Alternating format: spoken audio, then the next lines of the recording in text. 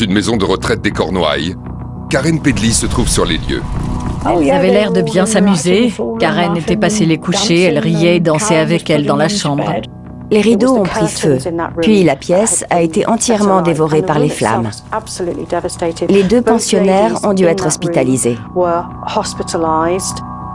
Il n'y a rien de plus atroce que mourir brûlé. À la limite, il vaut mieux partir le plus vite possible, asphyxié par la fumée. L'une des deux retraitées ne survivra pas. Mais comment le feu a-t-il démarré? Et ce n'est pas la première fois qu'un tel incident se produit sur le lieu de travail de Karen Pedley. Elle laissait des incendies dans son sillage. Il y avait certainement d'autres faits dans son passé dont la police n'était pas encore au courant. Les enquêteurs mettront des années avant de faire le lien entre les différents sinistres. Ils apprendront que l'aide-soignante a connu son heure de gloire dans son enfance pour avoir justement sauvé sa famille des flammes. C'est en donnant l'alerte que Karen a gagné la reconnaissance des autres, qu'on a fait attention à elle dans son entourage et qu'on l'a considérée comme une personne à part entière. Cet événement survenu 3 décennies plus tôt avait fait d'elle une héroïne. Mais l'a-t-il aussi transformée en tueuse?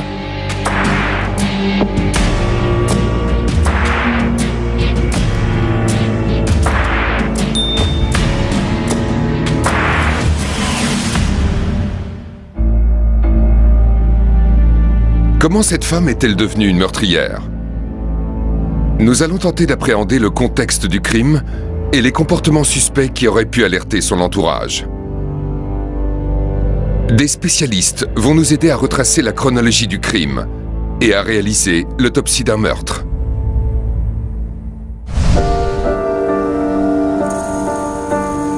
À seulement 10 ans, Karen Pedley est devenue une célébrité locale après avoir sauvé sa famille d'un incendie. Un jour, Karen a remarqué un début d'incendie chez elle, dans la buanderie. Elle a alerté ses parents. Et toute la famille a pu être évacuée de la maison. Elle est devenue une véritable héroïne dans la presse locale. C'était grâce à son intervention que sa famille avait échappé aux flammes. Elle a été récompensée et a gagné un voyage à bord du Concorde. On en a parlé dans le journal. Cette histoire a fait la une pendant un certain temps. La fillette a sauvé la vie de ses 6 frères et sœurs. L'une de ses sœurs se souvient de ce moment où elle a frôlé la mort. Tout était en feu. J'ai dû sauter par-dessus les flammes pour sortir. J'étais la dernière dehors. La maison a entièrement brûlé. Ce jour-là, on a tout perdu dans l'incendie. On n'avait plus rien. C'est une expérience traumatisante pour un enfant. Mais il est possible qu'à l'époque, personne n'en a vraiment pris conscience. Pour tenter de comprendre, la criminologue Jane Monckton-Smith et la psychologue Donna Youngs se sont penchés sur le passé de Karen Pedley. Dans une fratrie de 6, il faut se battre pour attirer l'attention. Et je pense que dans cette famille, elle avait l'impression de ne pas compter et elle ne trouvait pas sa place. Dans ce contexte familial, la vie quotidienne devait être très chaotique. Donc, à moins d'avoir des parents très attentifs et très présents, les enfants se sentent facilement perdus dans ce genre d'environnement. Quand elle a sauvé sa famille, Karen Pedley s'est retrouvée au centre de l'attention. On s'est beaucoup intéressé à elle, et ce n'est pas anodin pour un enfant. C'est un événement très marquant. D'autant plus pour une personne comme elle, qui était fragile psychologiquement depuis toujours. L'impact et les conséquences sur son développement ont été énormes.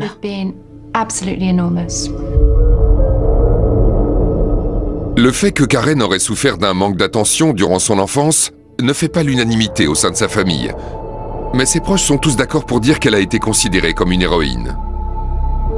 Elle a vécu des moments extraordinaires alors qu'elle menait une vie très ordinaire. Mais la magie ne pouvait pas durer. Le problème avec ces faits divers, c'est que l'attention ne dure pas. On en parle pendant quelques semaines et puis au bout d'un moment, c'est terminé.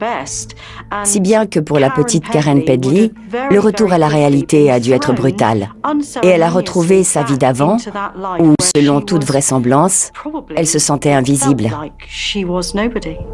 Cet épisode aura des conséquences à long terme sur Karen Pedley. Donna Youngs pense que le feu va alors prendre une signification très particulière pour elle.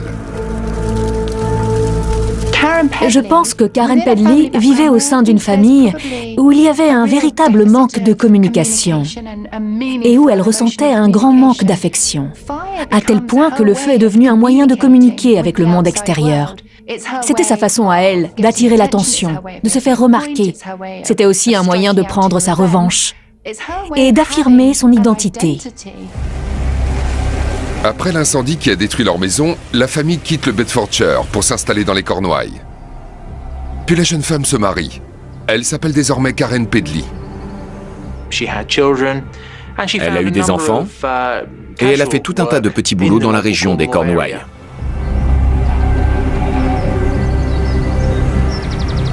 Junior, son neveu, se souvient d'elle comme d'une tante drôle et joyeuse. Elle s'occupait beaucoup de nous. Elle nous emmenait sur sa mobilette. Elle faisait un peu la folle en conduisant, mais elle ne faisait pas n'importe quoi non plus. Si elle sentait que c'était dangereux, elle arrêtait tout de suite. De tous mes oncles et tantes, c'était elle ma préférée. Elle était toujours là pour nous. Elle était très présente. Karen Pedley apparaît comme une femme enjouée, mais la réalité est plus sombre. Karen Pedley n'avait pas la vie facile. Clairement, pour elle, beaucoup de choses étaient très compliquées. Elle enchaînait les petits boulots, elle n'avait pas d'emploi stable. Quand elle avait du travail, elle ne le gardait pas longtemps. Elle se faisait souvent licencier. En 2002, elle est embauchée comme femme de ménage dans une maison de repos à Saint Day. Peu de temps après, un feu éclate dans l'établissement. Il n'y a pas de blessés, mais personne ne comprend comment il a pu se déclencher. Et l'enquête ne donne aucune explication. En 2003, Karen Pedley et sa famille s'installent dans le village de Carrarak. Et curieusement, là aussi, des incendies sont à déplorer. Elle a travaillé dans une boutique, dans une maison de retraite et un country club. Et un feu s'est déclenché dans ces trois endroits. À croire que partout où elle passait, il y avait un incendie peu de temps après. Il semblerait qu'à chaque fois qu'elle quittait un poste en étant en mauvais terme avec ses employeurs, il y avait un incendie quelque temps plus tard. Et très souvent, c'est elle qui était la première sur place et alertait les pompiers. L'aide-soignante se fait licencier d'une autre maison de retraite après avoir été surprise en train de dormir pendant son service. Quelques jours plus tard, l'établissement est ravagé par les flammes. Il y a un schéma qui se répète dans la vie de Karen Pedley, et les incendies en font partie. C'en est même un élément très important. Quand elle perdait son travail, il y avait souvent ensuite un incendie chez son ancien employeur. Et bizarrement, c'était toujours quand elle était en mauvais termes avec lui. Bien sûr, c'est beaucoup plus évident aujourd'hui a posteriori. Mais ces incendies ont peu à peu commencé à devenir systématiques. Malheureusement, à l'époque, ça n'a visiblement interpellé personne et elle a réussi à passer entre les mailles du filet. Pour Karen Pedley, ces incendies semblent être un moyen de reprendre en main une vie qui lui échappe. En fait, pour une personne comme elle, qui se sent totalement impuissante, il n'est pas étonnant de se sentir instinctivement attirée par le feu. C'est un élément très puissant, animé d'une vie qui lui est propre, et elle veut être à l'origine de cet événement terrifiant. Pour Jane Monckton Smith, criminologue, Karen Pedley était à la recherche d'émotions fortes. Pour elle, c'était une obsession et un besoin compulsif. C'était plus fort qu'elle. Elle ne pensait qu'à ça en permanence. Très souvent, les gens comme elle veulent être sur place quand le feu se déclenche. C'est leur moment de gloire. Pour eux, c'est un véritable événement. Ils en sont les créateurs. C'est leur œuvre. Jusque-là, les incendies qu'elle a déclenchés n'ont fait aucun blessé, et personne ne la soupçonne. Elle continue donc de travailler dans des établissements où elle est en contact avec des personnes vulnérables. En 2008, elle a été licenciée d'une maison de retraite dans les Cornouailles. Là-bas, bien sûr, elle travaillait auprès de personnes âgées et fragiles. Les gens la décrivaient comme une personne simple, qui faisait correctement son travail, sans se plaindre. Jenny Spargo était la responsable de Karen Pedley à Roswin House, une maison de retraite à Truro. On était comme une grande famille. À l'époque, je considérais tous les pensionnaires comme des proches. On avait aussi des appartements pour les plus valides. Mais ils venaient déjeuner et prendre le thé avec nous ou encore participer aux activités. Ensuite, s'ils ne pouvaient plus vivre tout seuls, ils prenaient une chambre à la maison de retraite. Donc oui, on formait vraiment une grande et belle famille. Roswin House est un établissement sûr, à tel point que Jenny Spargo y place sa propre mère. Ma mère y a vécu pendant 4 ans et demi. Moi aussi d'ailleurs. Donc j'y étais 24 heures sur 24, 7 jours sur 7. Je vivais avec eux, donc on était tous très proches. Je vivais sur place. Pour moi, ce n'était même plus un travail. C'était ma vie de tous les jours. Pour elle, travailler à Roswin House est un plaisir. Mais elle a beaucoup de difficultés à recruter du personnel. J'avais du mal à trouver des gens, parce que c'est très difficile de s'occuper d'une vingtaine de vieilles dames tous les jours. Ce n'est pas toujours une partie de plaisir.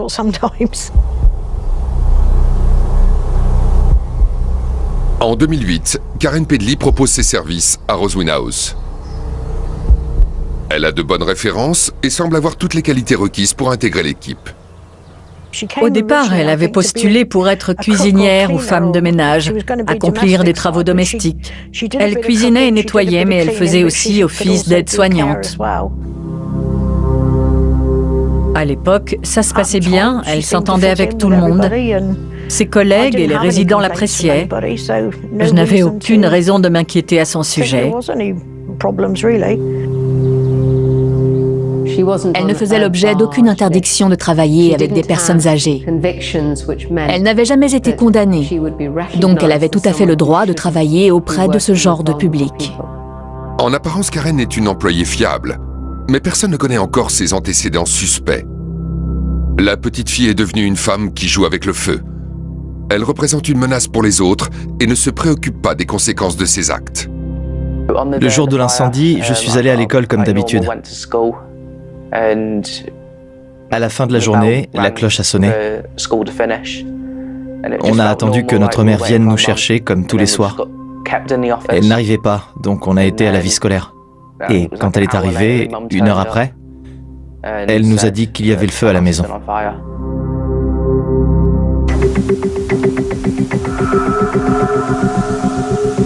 Malgré son instabilité professionnelle, Karen Pedley travaille en 2008 à Roswin House, une maison de retraite située à Truro. Elle se retrouve rapidement en charge du bien-être et des soins des résidents. Les tâches d'une aide-soignante sont très diversifiées et c'est un travail difficile. Parfois, ça peut même être très physique. Il faut par exemple gérer les problèmes d'incontinence des résidents. Il faut les laver, les changer de position pour s'assurer qu'il n'y ait pas d'escarre, les aider à manger. Personne ne s'est jamais plaint d'elle, mais c'est vrai que je ne la voyais pas quotidiennement. Elle ne faisait pas toujours des journées complètes. Ça dépendait des semaines. Tout le monde est satisfait du travail de l'aide-soignante, mais elle a émis certaines craintes. Elle est persuadée qu'un incendie risque d'éclater à tout moment dans la maison de retraite. Quand elle travaillait là-bas, elle a dit à sa sœur que l'état des installations électriques dans les chambres de certains pensionnaires l'inquiétait. Visiblement, elle avait peur qu'il y ait le feu. Elle n'arrêtait pas de dire que l'électricité était dans un état lamentable. Les prises étaient mal fixées. On voyait les fils électriques qui dépassaient. Les prises pendaient du mur et il y avait du plomb. Dans une des chambres, il y avait même un poêle électrique. C'est vrai, les fils pendaient. Elle disait que vu l'endroit où il était, c'était dangereux. Il fallait refaire toute l'électricité. Karen Pedley se sent-elle réellement concernée par la sécurité des pensionnaires ou n'est-ce qu'un prétexte pour revenir à ses vieilles habitudes ? Greg, l'un des propriétaires de l'établissement, était chargé de la sécurité incendie. C'est lui qui gérait ce genre de choses. Elle n'arrêtait pas de lui réclamer des exercices incendie. Elle lui posait tout le temps des questions en rapport avec ça.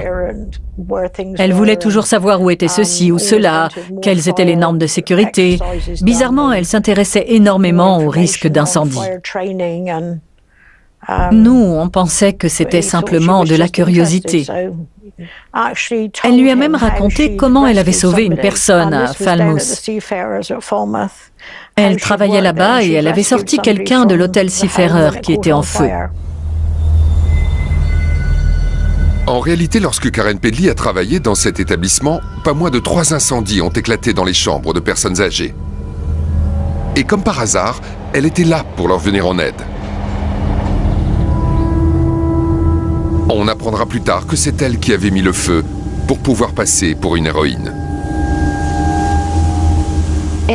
Quand elle traverse une période où elle est fragile psychologiquement, où elle a une piètre estime d'elle-même, elle va avoir tendance à se réfugier dans ce qu'elle connaît. Et pour Karen Pedley, ce refuge, c'est déclencher un incendie, parce qu'elle pense que c'est ce qui lui permettra de gagner la reconnaissance des autres. C'est le seul moyen qu'elle connaît pour avoir l'impression de compter pour les autres. En 2008, la pyromane va encore plus loin. Par une froide nuit de novembre, tout semble paisible dans les couloirs de Roswyn House. D'après mes souvenirs, ça avait été une journée comme les autres. Ce soir-là, je me suis absentée. Ensuite, je suis rentrée retrouver ma mère. Je passais tous les soirs m'assurer qu'elle était couchée et qu'elle allait bien. Le 23 novembre, Madame Spargo est rentrée chez elle dans la soirée. En passant dans le couloir, elle a vu Karen dans la chambre de 2 résidentes. Et apparemment, elle était en train de danser et de s'amuser. Il s'agit de la chambre numéro 5, occupée par Gladys Rowe, 96 ans, et Olive Ray. Karen Pedley et l'une de ses collègues, Catherine, sont avec les 2 vieilles dames. Karen et Catherine étaient en train de coucher Olive et Gladys. Elles avaient mis de la musique dans la chambre. Elles chantaient et dansaient toutes ensemble. Jenny rentre ensuite chez elle, à quelques centaines de mètres de là. Je suis rentrée chez moi et je me suis mise en chemise de nuit. Mais environ 25 minutes plus tard, on m'a appelé pour me dire de revenir, parce qu'il y avait le feu dans une chambre. Quand Jennifer Spargo est arrivée sur place, c'était le chaos. Les pensionnaires avaient tous été évacués. Elle s'est tout de suite dirigée vers la chambre 5, mais il y avait tellement de fumée qu'elle n'a pas pu entrer. J'ai essayé d'ouvrir la porte, mais impossible. La chambre était complètement noire de fumée. Franchement, j'ai 48 ans de métier et ça a été le pire moment de ma carrière. C'était vraiment horrible. Une véritable nuit de cauchemar. J'ai à peine entrebâillé la porte. C'était totalement noir à l'intérieur. On ne voyait absolument rien. Le feu est parti de la chambre numéro 5, où dormaient Gladys Rowe et Olive Ray. Or, l'aide-soignante s'y trouvait quelques minutes plus tôt. Le soir où l'incendie s'est déclaré à Roswyn House, tout le monde a été surpris par le comportement de Karen Pedley. Elle était très joyeuse et même surexcitée. Elle sautillait et dansait avec les résidentes, alors qu'elle ne se conduisait pas comme ça d'habitude. À l'évidence, elle attendait quelque chose. Elle était impatiente et c'est ce qui la mettait d'aussi bonne humeur. En fait, elle a hâte de voir l'établissement être la proie des flammes. Ce soir-là, Karen Pedley a mis le feu dans une chambre de la maison de retraite. Elle savait que les pensionnaires ne pouvaient pas s'en sortir, même s'ils avaient été assez valides pour marcher. Ils n'avaient aucune chance parce qu'à cette heure-ci, ils dormaient. Le temps qu'ils se réveillent, le feu aurait déjà envahi toute la pièce. Non seulement ça, mais en plus, elle a choisi délibérément de mettre le feu dans la chambre de 2 pensionnaires très âgés et très affaiblis. Ces 2 vieilles dames étaient incapables de se lever toutes seules et de s'enfuir. Pour moi, les pyromanes sont des gens qui manquent profondément de compassion, mais elle, c'est encore pire. L'incendie était très violent. Ils ont appelé les pompiers. Et il ne leur a pas fallu bien longtemps pour déterminer d'où il était parti. Ils ont confirmé que le départ du feu était situé dans la chambre 5. Jenny Spargo ne comprend pas comment la pièce a pu s'enflammer. Toutes les chambres sont équipées de portes coupe-feu automatiques, mais bizarrement celles de la chambre 5 n'ont pas fonctionné. Ce n'était pas normal. Nous étions toujours très vigilants sur les normes de sécurité anti-incendie. C'est pour ça qu'on a trouvé ce dysfonctionnement très suspect. L'incendie pourrait-il avoir été provoqué par une cigarette mal éteinte? Certains résidents fumaient, mais jamais dans leur chambre. Ils allaient dans le coin fumeur. C'était même de gros fumeurs, mais ils n'étaient que 2. Tandis que la directrice de Roswin House tente de comprendre ce qui a pu se passer, elle reçoit une très mauvaise nouvelle de l'hôpital. 5 jours après l'incendie, l'une des occupantes de la chambre numéro 5, Gladys Rowe, 96 ans, vient de décéder. Gladys est restée avec nous pendant 9 ans. Elle avait une sacrée personnalité. Tout le monde la connaissait à Truro. Quand mes petits-enfants venaient me rendre visite, ils avaient l'habitude de passer la voir. Elle leur racontait sa jeunesse et des anecdotes de l'époque. Ça les intéressait beaucoup. Ils adoraient ça. La pensionnaire était vivante à l'arrivée des secours, mais les dommages causés à ses poumons étaient irréversibles. La petite ville est sous le choc. Comme si ça ne suffisait pas, Olive Ray, la voisine de chambre de Gladys, décède aussi quelque temps plus tard. De leur côté, les enquêteurs travaillent d'arrache-pied, mais les causes de l'incendie restent mystérieuses. Quand il a été établi qu'il s'agissait a priori d'un incendie criminel, Karen Pedley a cherché à détourner les soupçons. Et elle ne s'est pas contentée d'essayer de se disculper. Elle a carrément accusé quelqu'un d'autre. On n'avait pas le droit d'aller dans la chambre là-haut à l'étage. Les experts incendies sont venus avec des chiens dressés pour détecter les produits inflammables. Ensuite, on a dû encore attendre, parce qu'ils ont défait les lattes du parquet. Mais ils n'ont rien trouvé de suspect en dessous. Donc, en gros, on ne savait pas ce qui s'était passé. On ne pouvait faire que des suppositions.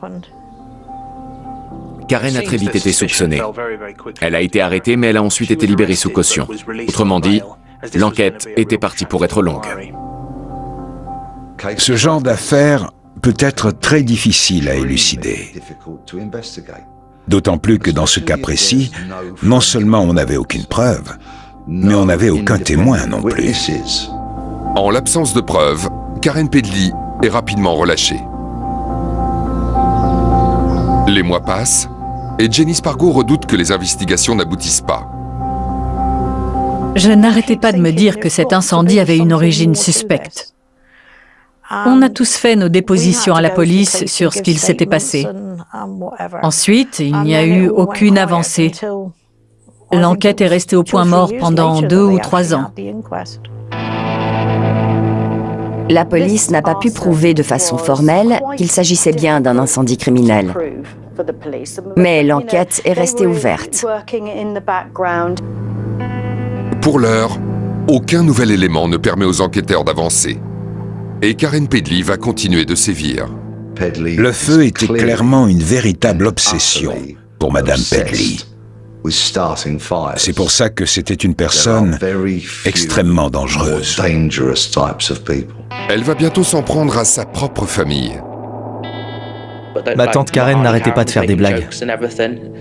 Mais franchement, c'était vraiment pas le moment de dire des trucs pareils. Personne ne fait le lien entre Karen Pedley et les incendies qu'elle a provoqués jusqu'ici.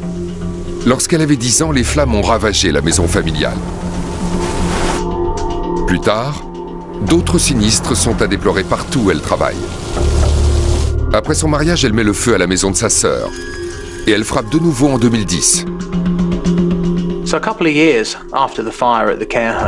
2 ans après l'incendie dans la maison de retraite, un feu est parti sous les escaliers chez sa sœur.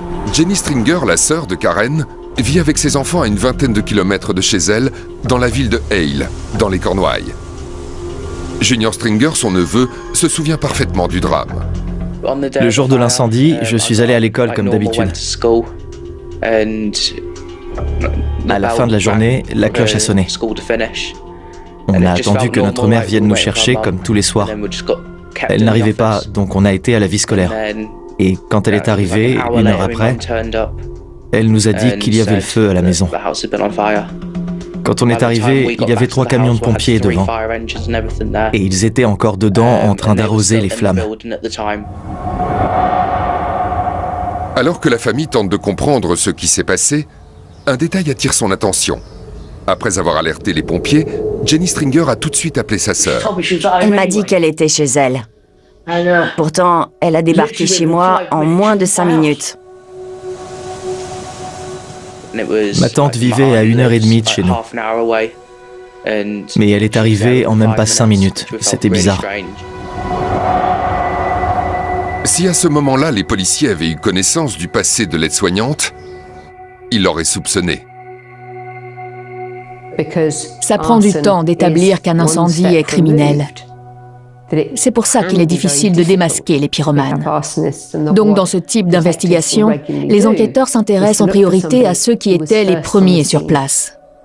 Ceux qui se montrent un peu trop coopératifs et veulent absolument participer à l'enquête. Et rétrospectivement, c'était effectivement le cas de Karen Pedley. Alors que la famille de sa sœur vient de tout perdre dans un incendie, Karen Pedley se montre étrangement enthousiaste. Ma tante n'arrêtait pas de faire des blagues. Il y avait un paquet de chips par terre. Elle a dit « Quelqu'un veut des chips carbonisés ?» Mais franchement, c'était vraiment pas le moment de dire des trucs pareils. J'étais en pleurs. On nous avait interdit d'entrer dans la maison, mais j'y suis allé quand même. C'était chez moi. Karen était la première sur place pour les aider et les soutenir après cette catastrophe. Elle a tout de suite proposé à sa sœur et ses neveux de les héberger.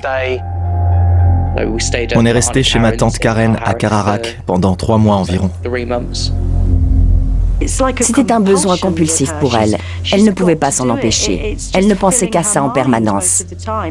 Elle a proposé très généreusement à sa sœur de venir s'installer chez elle. Ça lui a permis une nouvelle fois d'avoir le beau rôle, de passer pour une héroïne. Cette situation est très similaire à celle qu'elle avait vécue après l'incendie de la maison familiale en 1983. En 2010, Karen Pedley est impliquée de près ou de loin dans au moins 7 cas d'incendie suspects. Soit parce qu'elle a offert son aide aux victimes, soit parce que le feu s'est déclaré juste après son passage. Le drame de Roswyn House n'a visiblement pas suffi à l'arrêter. Après cet incendie, les enquêteurs la soupçonnaient, et elle le savait très bien. Elle n'a pas été condamnée parce qu'il n'y avait pas suffisamment de preuves contre elle à ce stade.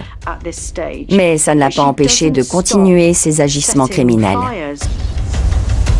L'aide-soignante peut maintenant apparaître comme la sauveuse auprès de sa famille.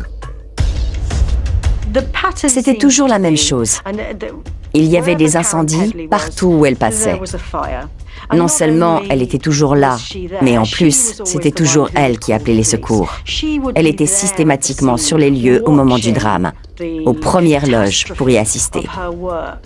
Cette situation lui permettait probablement de revivre le moment de gloire qu'elle avait connu quand elle avait 10 ans et que tout le monde l'admirait et voyait en elle une héroïne. À cette époque, cette petite fille se sentait vide à l'intérieur. Elle ressentait un grand manque au niveau émotionnel. Donc elle a été profondément marquée par cette catastrophe et tout ce qui a suivi. La reconnaissance et la popularité qu'elle en a tirée. On peut tout à fait comprendre que Karen Pedley ait cherché à recréer et à revivre ce moment une fois devenue adulte, chaque fois que les choses allaient mal dans sa vie. Pendant 8 ans, de 2002 à 2010, l'aide-soignante n'est pas inquiétée.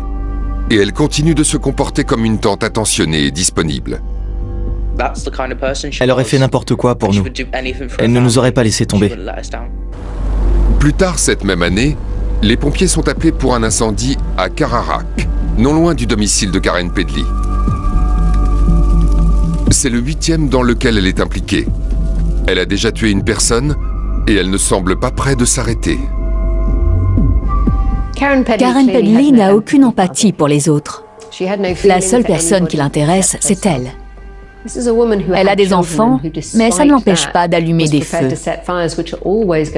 Elle prend le risque de se faire prendre et de finir en prison. Elle ne se préoccupe pas des conséquences que ça pourrait avoir sur sa famille. Mais pour mettre la pyromane hors d'état de nuire, il faut des preuves concrètes contre elle. Jenny Spargo n'a jamais cru que l'incendie de Roswyn House était un accident. Depuis la tragédie, Greg, son supérieur, et ses collègues se posent des questions et ont échafaudé plusieurs théories. Honnêtement, j'ai toujours pensé que c'était elle la responsable. L'ami d'un de mes collègues avait travaillé avec elle dans une autre maison de retraite. Et dans cet établissement aussi, il y avait eu un incendie. C'est là qu'on a commencé à se poser des questions sur elle et à penser qu'elle pouvait être la responsable. Ensuite, on a aussi fait le lien avec l'histoire de l'incendie à l'hôtel qu'elle nous avait raconté. Mais de toute façon, on avait bien senti qu'elle n'était pas nette. Les anciens collègues de Karen Pedley ont de sérieux soupçons sur elle. D'autant plus que le lendemain du drame, elle a tout simplement abandonné son poste. Greg a insisté auprès de la police pendant 2 ans et demi pour relancer l'enquête. Il a insisté encore et encore. Il ne les a pas lâchés pendant 2 ans et demi. En 2012, les enquêteurs ont enfin une piste. Grâce à un informateur, ils obtiennent un mandat pour perquisitionner le domicile de la suspecte. Ce qu'ils vont y découvrir leur sera d'une aide précieuse. Chez elle, ils ont trouvé un album rempli de coupures de journaux datant de 83, quand elle avait soi-disant sauvé sa famille. Depuis 30 ans, Karen Pedley vit dans le souvenir des quelques semaines de gloire qu'elle a connues. Tout le monde l'a félicitée et encensée. Tous les regards étaient tournés vers elle. C'est une expérience inoubliable. C'est en donnant l'alerte que Karen a gagné la reconnaissance des autres, qu'on a fait attention à elle dans son entourage et qu'on l'a considérée comme une personne à part entière. Il n'est donc pas étonnant qu'elle cherche à retrouver les émotions qu'elle avait ressenties chaque fois qu'elle se sent rabaissée ou qu'elle a des problèmes dans sa vie. Les enquêteurs pensent avoir compris l'obsession meurtrière de l'aide-soignante pour le feu. La découverte de son album souvenir relance l'enquête. Ils ont fait de nouvelles recherches sur ses antécédents, les endroits où elle avait vécu et travaillé. Et là, ils se sont rendus compte qu'il y avait des incendies partout où elle passait. Cette découverte n'a fait que confirmer les soupçons. Elle laissait des incendies dans son sillage. Il y avait certainement d'autres faits dans son passé dont la police n'était pas encore au courant. Les enquêteurs ont désormais fait le lien entre tous les incendies qui ont jalonné la vie de Karen Pedley. Mais parviendront-ils à prouver sa culpabilité avant qu'elle provoque un nouveau drame? Et quel rôle sa famille a-t-elle joué dans cette affaire? A-t-elle tenté de dissimuler ses agissements? Pour moi, ça ne pouvait pas être ma tante. Mais j'ai lu tout ce qu'il disait dans les journaux. Et là, je me suis rendu compte qu'elle était la seule à travailler ce jour-là.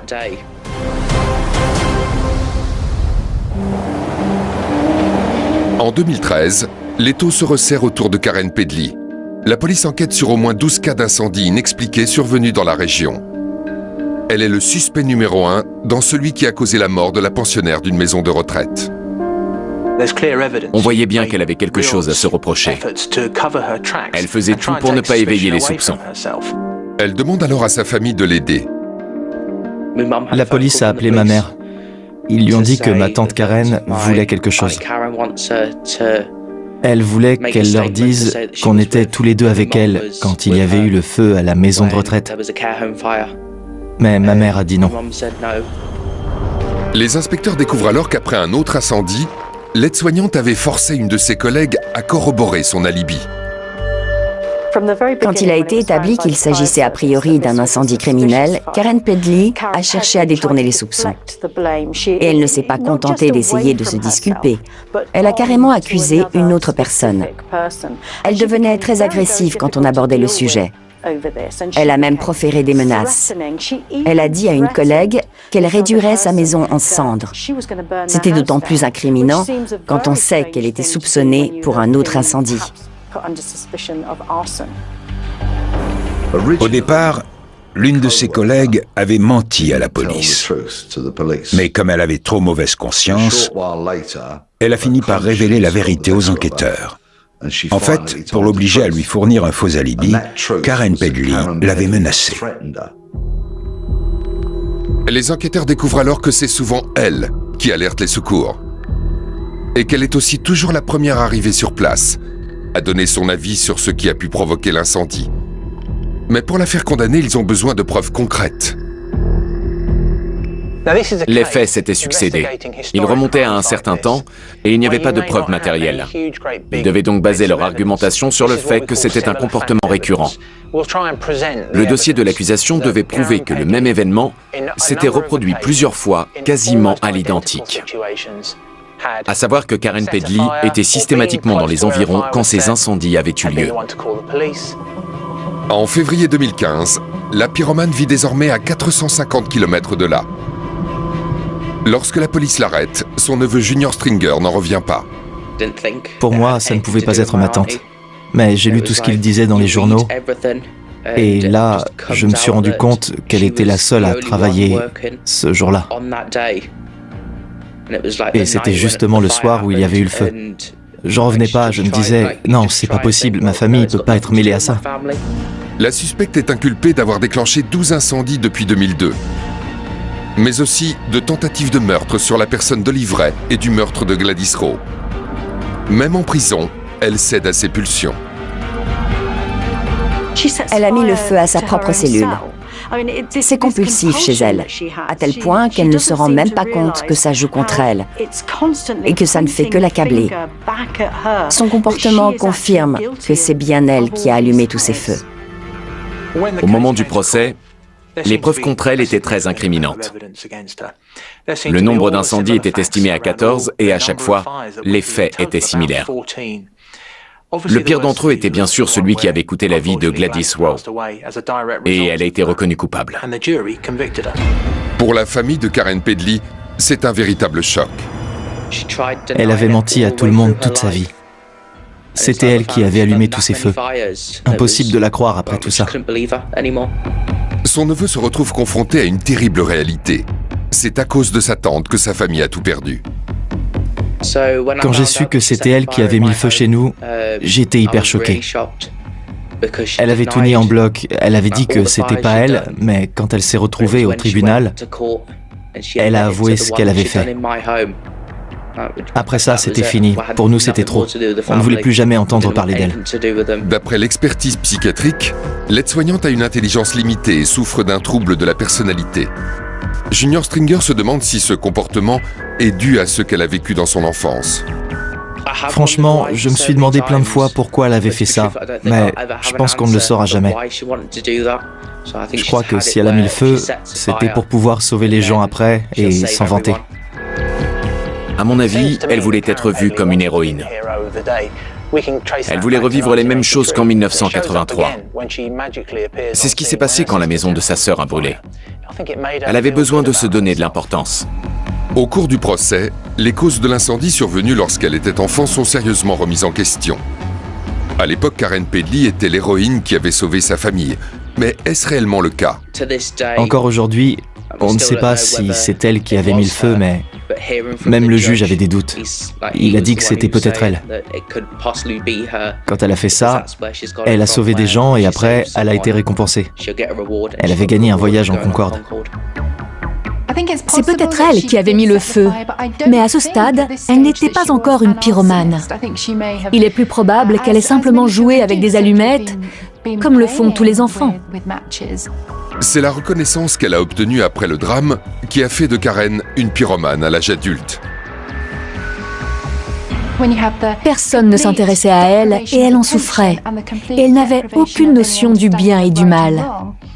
Du coup, finalement, elle était un peu comme une enfant sauvage, qui aurait grandi seule dans la jungle et capable de faire quasiment n'importe quoi pour survivre. Elle était en quelque sorte comme une page blanche. Et ce jour-là, elle a connu un moment très fort en émotion qui l'a profondément marquée psychologiquement. Pour elle, ça a été comme un cataclysme. Et même si ce n'était peut-être qu'accidentel, cet événement marquant survenu dans l'enfance de cette femme était lié au feu, puisque la maison familiale a été ravagée par les flammes. Et pour elle, qui était comme une page blanche et qui ne s'était pas encore construite psychologiquement, l'impact a été énorme. Karen Pedley ne cherchait pas consciemment à tuer. Pour elle, le feu n'était pas associé à un danger mortel. Je ne pense vraiment pas que pour elle, Et particulièrement au début, il était question d'utiliser délibérément le feu pour tuer ou faire du mal à qui que ce soit. À mon avis, il s'agissait davantage d'une pulsion, d'une réaction à une situation ou à des émotions, plutôt qu'un meurtre prémédité, du moins quand elle était plus jeune. Le feu était une véritable obsession pour Karen.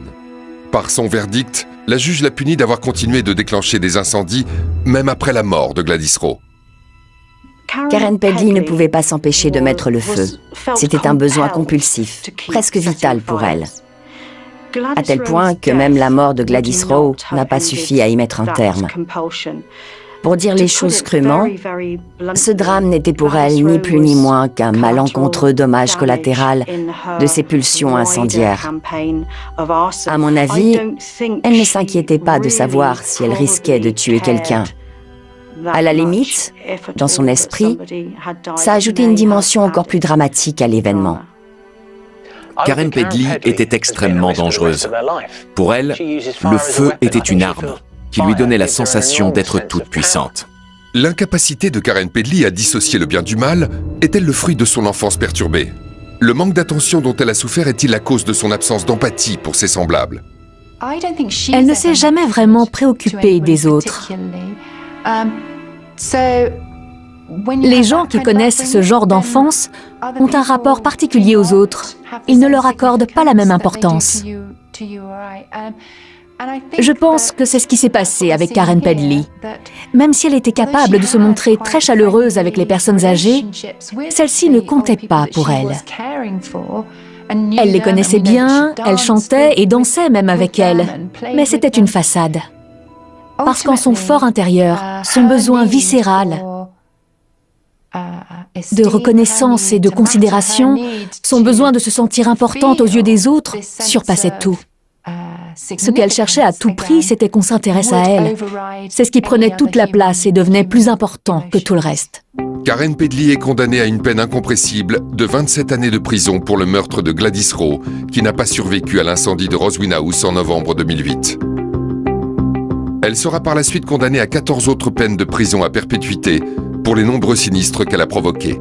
Elle n'a pas été reconnue coupable de tentative de meurtre sur Olive Ray. Après avoir été une héroïne lorsqu'elle était enfant, le feu est devenu pour elle un moyen de régler ses comptes, mais aussi de se faire passer pour le bon samaritain auprès de sa famille. Sa propension à jouer avec le feu a fait d'elle une meurtrière.